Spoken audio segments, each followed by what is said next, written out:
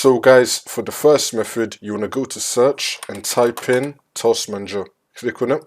And now once you're on this, if you see Windows Explorer, you want to click on it and then click on Restart Task. Your screen is going to go black and it's going to come back again. See if that works for you.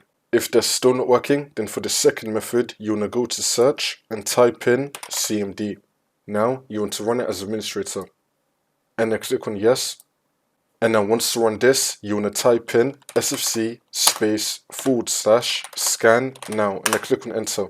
And you now want to run this scan. Wait for this to load. I'm going to skip the video to when the scan will be fully completed. And now once you complete that scan, now you want to type in dism /online /cleanup -image /restore health. And then click on enter. And you now want to run this scan as well. Wait for this to load. And now once you complete both those scans, you want to restart your computer. And then the problem should be fixed.